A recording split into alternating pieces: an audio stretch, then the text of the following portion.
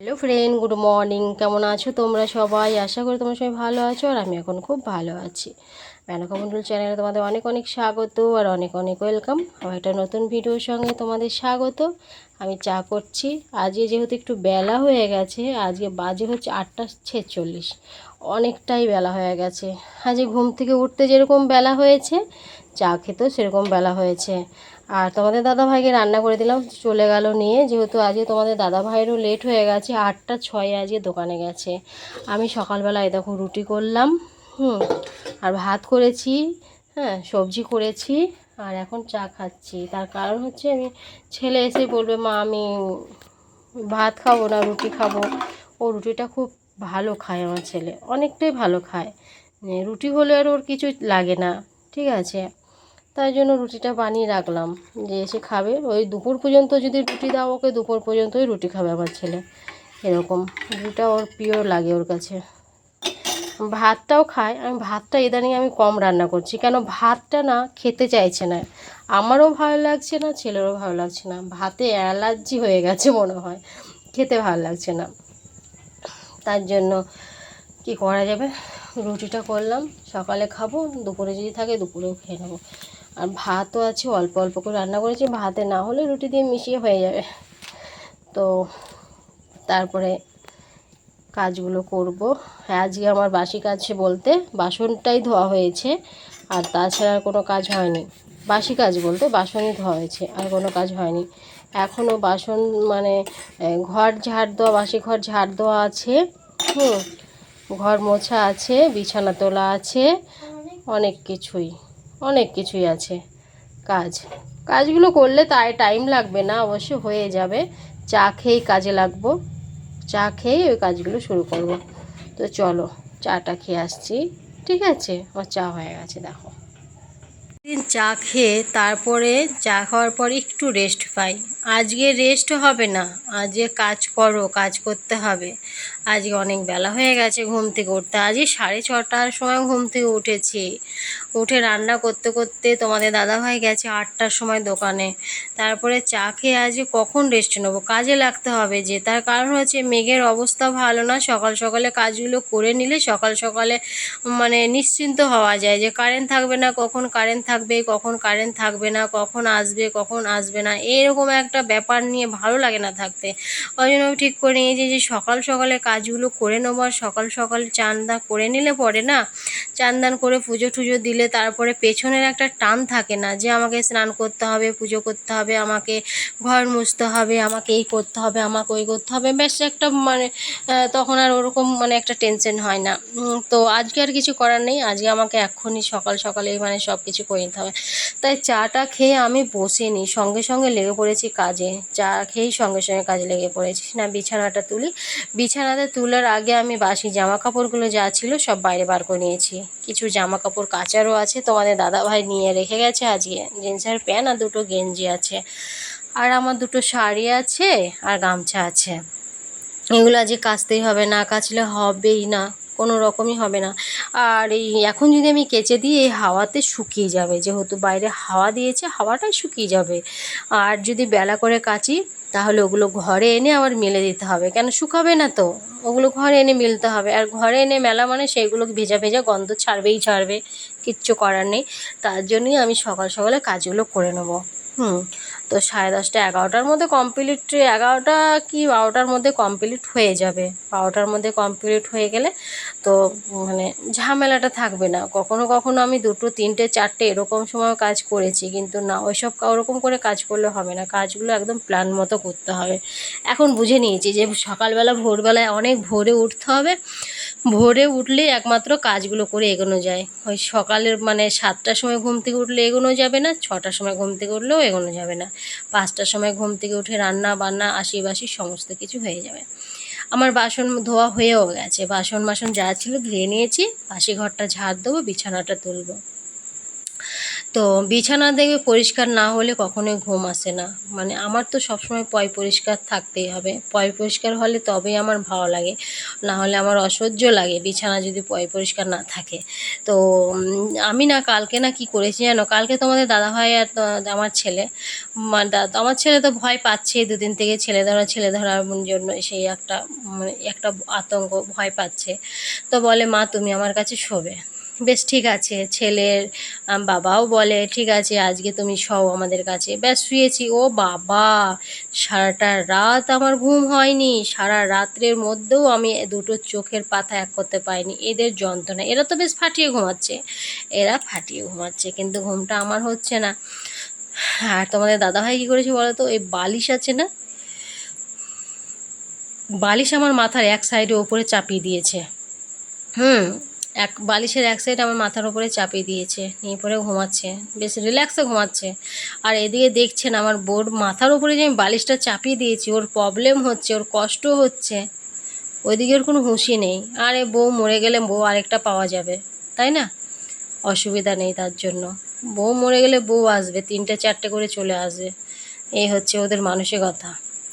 এত রাগ লেগেছে না কি বলবো, সকালবেলা উঠে ওই নিয়ে অনেক তর্কাতর্কি হয়ে গেছে, ঝগড়া করেছি আমি সকালবেলা উঠে আজকে তোমার দাদা ভাইয়ের সঙ্গে। আমাকে কখনোই তোমার কাছে শোয়ার জন্য ডাকবে না, কেন তোমাদের শোয়া ভালো না, আমি একাই ভালো থাকি, একাই আমি আলাদা রুমে একা অনেক ভালো থাকি, অনেক শান্তিতে ঘুমাই।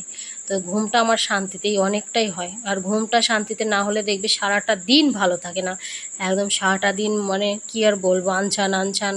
হ্যাঁ, ঘুম ঘুম ঘুম ঘুম, চোখে যেন ঘুম লেগেই থাকে, ভালো লাগে না, কোনো কাজে মন বসে না। আর ঘুম হয়ে গেলে সব কাজ করতে মন বসে। আমার তো রেগুলার ডিউটি, সেই একই কাজ, তোমরা তো দেখছো আমার সঙ্গে থেকে থেকে আমার সেই একই কাজ, একই ডিউটি, একই যেগুলো আজ হয়, আমি যেগুলো করি সেগুলোই তোমাদেরকে শেয়ার করি। আমি কি বাইরের কোথাও জগতে যেতে পারছি যে সেগুলো তোমাদের শেয়ার করব বলো? আমি একজন হাউস ওয়াইফ, আমার রুমের মধ্যে যা হবে আমি সেটাই তোমাদের শেয়ার করব। আর আমরা হাউস ওয়াইফ এখনকার যে মেয়েরা সবাই চায় যে একটু ঘুরতেই করতে, কিন্তু আমি তো আর এখনকার দিনের নয়, সেটা হচ্ছে তোমাদের মানে দাদার ধারণা। আমি এখন আমার এখন বয়স হয়ে গেছে, আমি এখন বুড়ো হয়ে গেছি না, এখন তার কোথাও বেরোতে পারবো না আমি, এখন ঘরের ব্যাঙ হয়ে গেছি, ঘরেই থাকতে হবে। আমার মন বলতেও কিছু নেই, আমার শখ বলতেও কিছু নেই, কোথাও ঘোরার কথাও বলা যাবে না, বাবা অসম্ভব। জীবনটাই আমার কেমন যেন হয়ে গেছে, একঘেয়েমি, কি একজন মানে কি বলবো, একঘেয়েমি জীবন হয়ে গেছে, কোনো দিকেই হয় না। তো যাক, বিছানাটা কমপ্লিট করে নিয়েছি, এবার ঘরটা ঝাঁট দিয়ে নিই, ঘরটা ঝাঁট দেওয়া হয়ে গেলেই। আর ঘর ঘর আমার প্রত্যেক দিন মুছতেই হবে, একদিনও বাদ নেই, প্রত্যেক দিন আমার ঘর মুছতে হয়। আর ঘর না মুছলে ভালোও লাগে না, পায়ে যদি একটু বালি বালি লাগে না তো আমার নিজেরই অসহ্য লাগে। ছেলেকে তার জন্য কত চিৎকার করি, চপ্পল পরে সবসময় থাকবি, এমনি চপ্পল পরে থাকলে পরে ঘরে মানে শুধু একটু জাস্ট যদি খালি পায়ে যদি বাইরে বেরিয়ে গেছে ওর বালিগুলো ঘরে চলে আসে। তাই আমি ছেলেকে চিৎকার করি, দিন রাত বাড়িতে থাকলে ওর পেছনে লেগে থাকি যে বালি পায়ে কখনোই ঘরে উঠবি না, সব সময় চপ্পল পরবি বাইরে গেলে, তাহলে ভালো হবে জিনিসটা। আমার যেই পরিশ্রমগুলো হচ্ছে সেই পরিশ্রমগুলো কম হবে, বালি উঠবে না ঘরে, না হলে তো 3বার 4বার এই যে ঘর মোছার পরে যদি ওই কীর্তিগুলো করে তাহলে বালি উঠবে না, তো কতবার কষ্ট করতে হয় বলো, ঝাড় দিতে হয়, আর পায়ে বালি পড়লেই আমার অসুবিধা হয়, আর কিচ্ছু না। যাই হোক, ভিজিয়ে রেখেছিলাম আমি জামা কাপড়গুলো, দুটো শাড়ি কেচে আগে মেলে দিয়ে আসলাম, কেন ওগুলো তো শুকাতে হবে, ওগুলো তো বড় বড় জিনিস, তো মেলে দিয়ে আসলাম। আর তোমাদের দাদা ভাইয়ের গেঞ্জি আর প্যান্ট, এই যে দুটো জিনিস, একটা জিনিস কাচা বাকি আছে, জিন্সের আর গামছা আর নাইটি কেচে মেলে দিয়ে এসছে। আর আমার নাইটি দিয়েই এরা মুখ মোছে সকালবেলা, জানো এত বিরক্তি লাগে না, আমি তো পরি নাইটিগুলো নাকি, আমার নাইটিগুলো নরম পায়, সেন্ট পায়, ব্যাস মোছা শুরু করে দেয়। ছেলে তো বলে মা নাইটিগুলোতে কি সেন্ট তোমার, হ্যাঁ আমার নাইটিগুলোতে সেন্ট থাকবেই, সেগুলো দিয়ে মুখ মুছবে ওরা, সেগুলো না ধুলে পরতে ইচ্ছা করে বলো, সেগুলোতে ধুয়ে নিলাম, ধুয়ে মেলে দিলাম। আর সেগুলো শুকনো ভেজা গন্ধ থাকলেও ভাল লাগে না দেখবি, আর ওরা মোছে তো সে এমনি রেখে দেয়, সে কেমন একটা ভেজা ভেজা গন্ধ ছাড়ে, কি আর বলবো, চিল্লাই, কি ওদের সঙ্গে চিল্লিয়ে আর কোনো লাভ নেই। আর এই যে প্যান, এই প্যানগুলো কাচতে যে আমার কি বিরক্তি লাগে, কি লাগে আমি কি বলবো, এই প্যান কাচার জন্য কতবার বলেছি যে একটা ব্রাশ আনো, একটা ব্রাশ কিনেছিলাম, সেই ব্রাশটা নষ্ট হয়ে গেছে। তারপরে কতবার বলেছি আমাকে একটা ব্রাশ এনে দেবে, আমাকে একটা ব্রাশ এনে দেবে, জামা কাপড় কাচার জন্য একটা ব্রাশ এনে দেবে। চিৎকার করেই যায়, কে কার কথা শোনে, কে কার কথা শোনে। চিৎকার করার দরকার আমি চিৎকার করেই যাই। আর এই যে হাতে ঘষে ঘষে হাতটা নষ্ট হয়ে যায়, হাতে লাগে ব্যথা। এই যে এরকমভাবে হাত দিয়ে ঘষলে পরে কতক্ষণ হাত ভালো থাকে? হাতে ব্যথা লাগে না বলো? ভালো লাগে না, হাতে ব্যথা হয়। এরপরে ব্রাশ আনলে জিন্সের প্যান্ট ধোবো, নাহলে রেখে দেবো ওইভাবে জড়ো করে। ঠিক আছে, এরা শুধু লোককে দিয়ে খাটাতেই পারে, এরা ভালো মন্দটা বোঝে না। ঠিক আছে, এই প্যান্টগুলো ব্রাশ ছাড়া কাচা কত কষ্ট হয় বলো তো? কতবার বলেছি তুমি এই জিন্সের প্যান্ট পরে কাজ করা বন্ধ করো। কত সুন্দর পাতলা পাতলা হালকা হালকা প্যান্টগুলো পাওয়া যায়, সেইগুলো অন্তত গ্যারেজে কাজের জন্য রাখো, তাহলে ওগুলো আমার কেচে দিতে কাচতে কষ্ট কম হয়, মানে ওগুলো বেশি কাচতেও হয় না। এই সার্ফের জলে চুবিয়ে হালকা একটু কেচে মেলে দিলে নোংরাগুলো ছেড়ে যায়। আর এইগুলো ছাড়তেই চায় না, কামড়িয়ে ধরে থাকে। এত বিরক্তি লাগে না মাঝের মধ্যে, মনে হয় যে না এগুলো বাদ দিয়ে ছেড়ে ছুড়ে দিয়ে চলে যায়।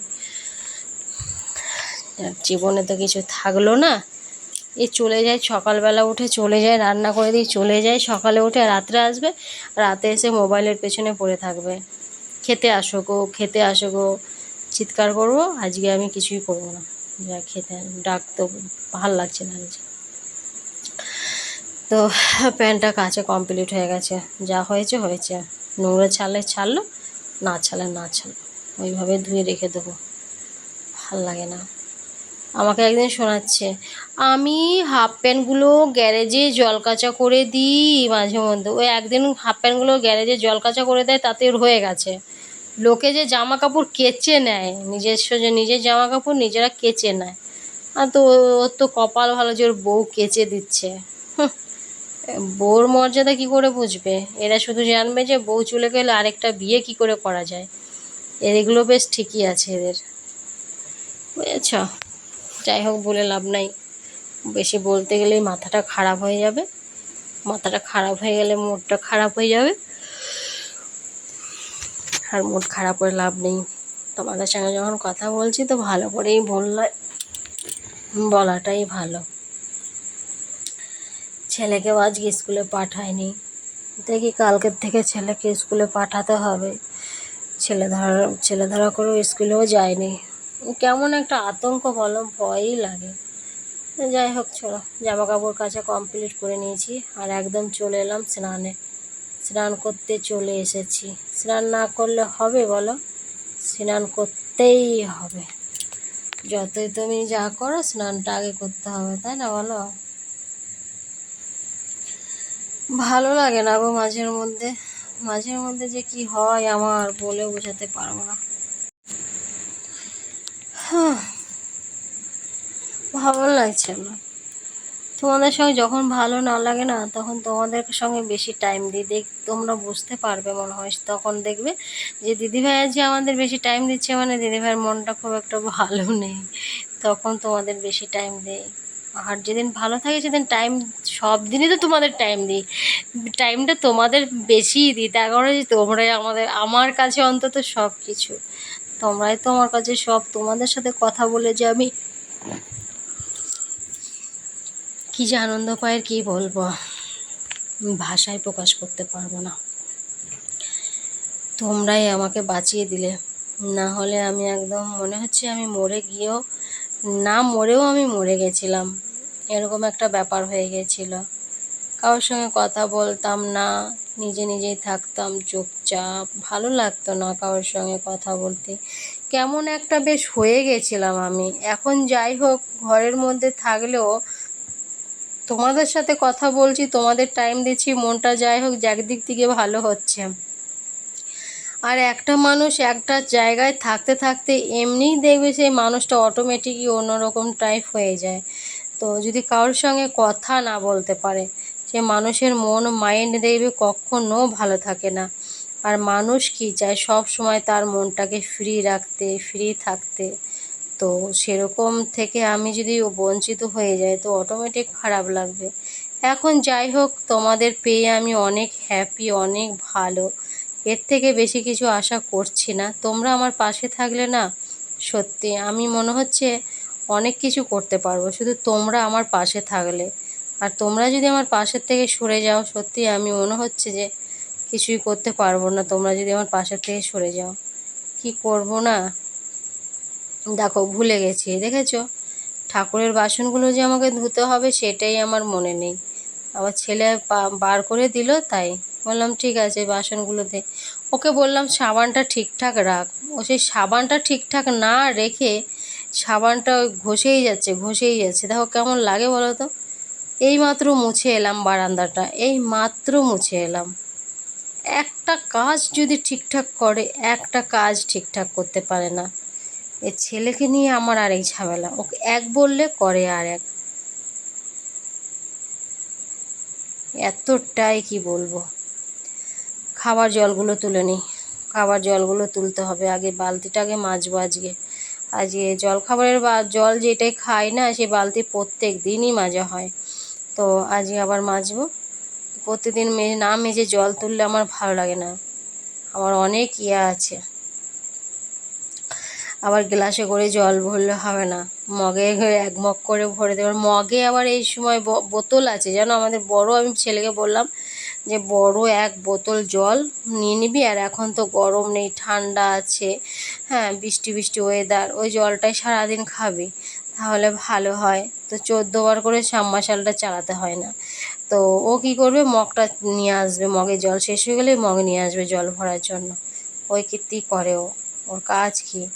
বাসনগুলো মেজে নিই। আজকে আবার লেবু নেই, যে ঠাকুরের বাসনগুলো মাজবো, সে ঠাকুরের বাসনগুলো মাজার সেই লেবু নেই, লেবু শেষ হয়ে গেছে।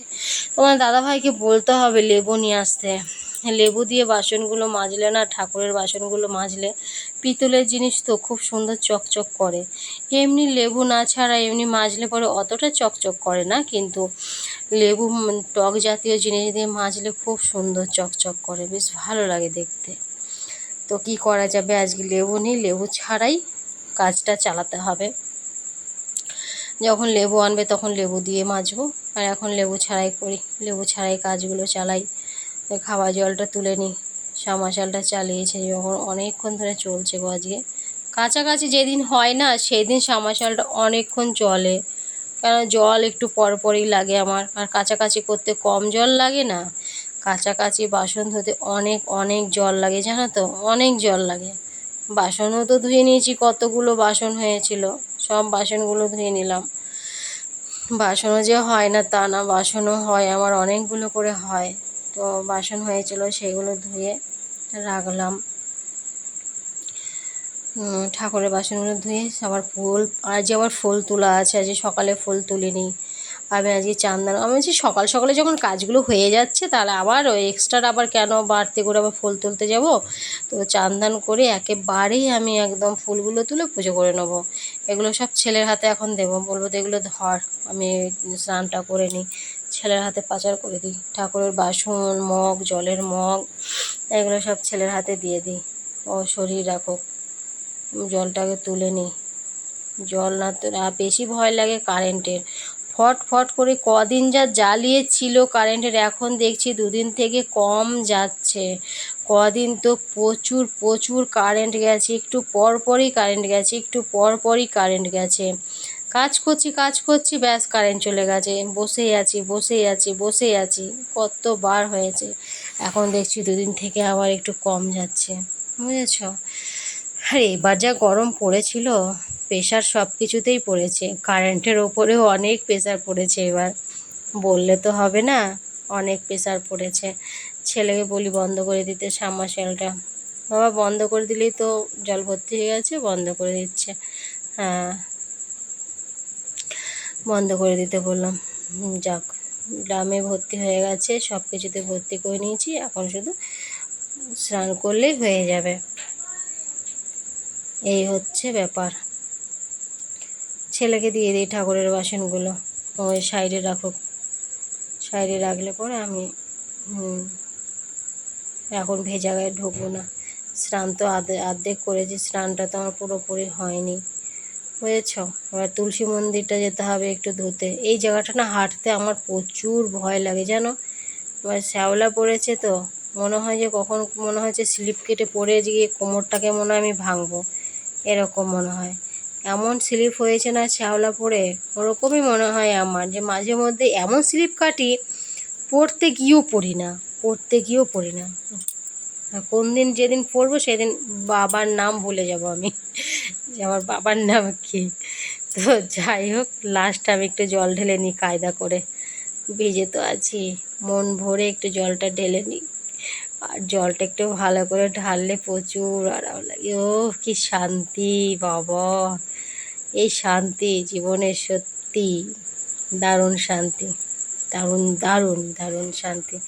আমাকে একজন তো, ঠিক আছে চলো আজকের মতো ভিডিওটা আমি এখানে শেষ করছি। তো আবার দেখা হচ্ছে নেক্সট ভিডিওতে। তোমরা ভালো থেকো, সুস্থ থেকো, আর ভিডিওটা ভালো লাগলে অবশ্যই কমেন্ট করো। ঠিক আছে, টাটা, বাই বাই।